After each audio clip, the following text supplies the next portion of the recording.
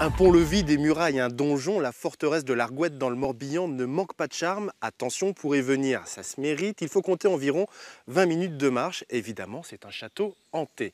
Il y en a un autre, pas très loin, de l'autre côté de Vannes, que je vous propose d'aller découvrir, le château de Soussigno, qui lui aussi a son fantôme.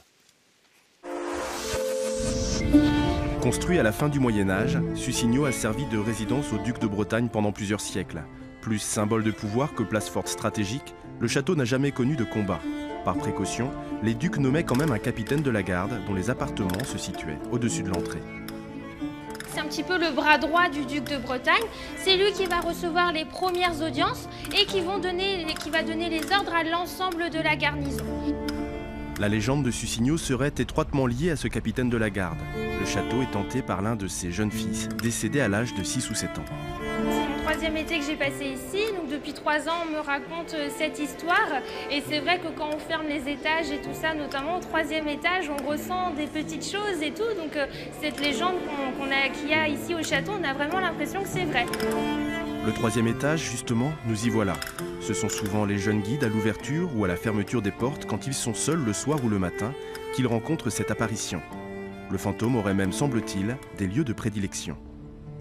Ce petit garçon apparaît un peu partout dans le château, mais il y a vraiment 2 endroits où il semble-t-il il soit plus actif. C'est dans la salle où nous sommes, donc la garde-robe du duc, et sous les combles, dans la tour des Salines.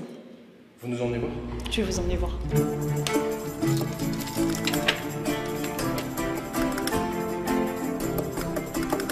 Il semblerait que ce soit un des endroits où il aime vraiment bien se promener. Ça a l'air de son terrain de jeu, ce qui paraît assez logique puisqu'on serait dans la chambre des enfants, ici. Et ben, on ne fait que le voir se promener, en fait. Il ne parle pas, on ne l'a jamais entendu parler, mais il apparaît, il sourit, il court, il repart, voilà. Comme un enfant pourrait faire en fait quand il joue à cache-cache avec vous, tout simplement. Et c'est vraiment la sensation qu'il semble donner ici au château, c'est de jouer à cache-cache avec les personnes qui arrivent à le voir. Ce petit spectre du château de Soussigno donnerait donc l'impression d'inviter les vivants à jouer avec lui. Cela tendrait à prouver que les lieux hantés ne sont pas obligatoirement tristes et lugubres et que les fantômes ne sont pas tous effrayants. Quand Martial Jordan, ancien commando de marine, s'est marié il y a presque 30 ans, sa femme est arrivée avec un cadeau totalement inattendu dans ses bagages, une forteresse en ruine. L'amour n'ayant pas de limite, il s'est pris de passion pour ces vieilles pierres et malgré sa réputation de château hanté, lui, les fantômes, il n'y croit pas. Ce château est construit par Jean de Malétroit, fin du XIVe, début du XVe siècle, et passe rapidement par alliance à la famille de Rieux. Et la famille de Rieux était une très grande famille bretonne, avait d'immenses possessions, et Jean de Rieux, qui était propriétaire de l'Argouette du temps de sa splendeur, était tuteur d'Anne de Bretagne. Et à l'époque, les possessions de l'Argouette s'étendaient sur 5000 hectares en possession éminente, en possession directe, et 40 000 hectares de fief. Ça entourait complètement la ville de Vannes, de la rivière d'Auray jusqu'à la Vilaine. Alors, c'est un château qui, forcément, en partie en ruine, qui est mystérieux déjà de par son apparence. J'imagine qu'il y a des légendes qui l'habitent, peut-être même, allons-y, des fantômes. Alors, les fantômes, très honnêtement non, ça me fait rigoler quand on parle de fantômes. Des légendes, il y en a beaucoup, effectivement. Par exemple, on dit que tous les soirs, à minuit, on entend des bruits de festin, c'est Jean de Rieux qui vient casser la croûte dans le donjon, des choses comme ça, si vous voulez. Et on m'a déjà demandé souvent de venir écouter à minuit, etc. Bien entendu, il n'y a rien du tout. Monsieur Jordan, donc, si je résume bien, des légendes, belles, soit dit en passant, mais pas de fantômes. Pas de fantômes, non. Vous n'en avez jamais rencontré? J'en ai jamais vu, je connais le donjon, j'y vais le jour, la nuit, depuis de nombreuses années, et je peux vous assurer qu'il n'y a pas de fantômes. Non.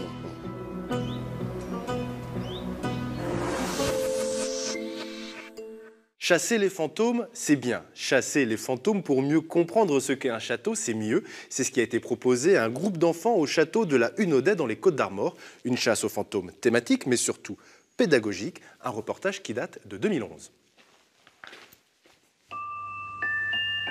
Château hanté, ruines sinistres, un décor idéal pour se faire peur. Ici, les murs recèlent de tas d'histoires à ne pas dormir debout. Entouré de revenants, un guide emmène les enfants pour une enquête chez les fantômes, et il y en a plusieurs.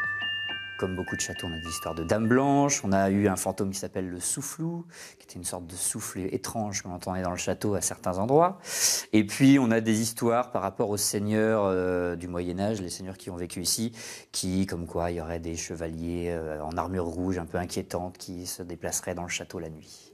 Il faut d'abord en voir pour y croire. Enfin, moi, je dis ça. Et t'en as jamais vu? Jamais. D'une tour à l'autre, les enfants vont devoir résoudre des énigmes pour découvrir quel fantôme ne veut plus voir de visiteurs au château. Heureusement, il y a des indices. Tu frappes, faut frapper avant.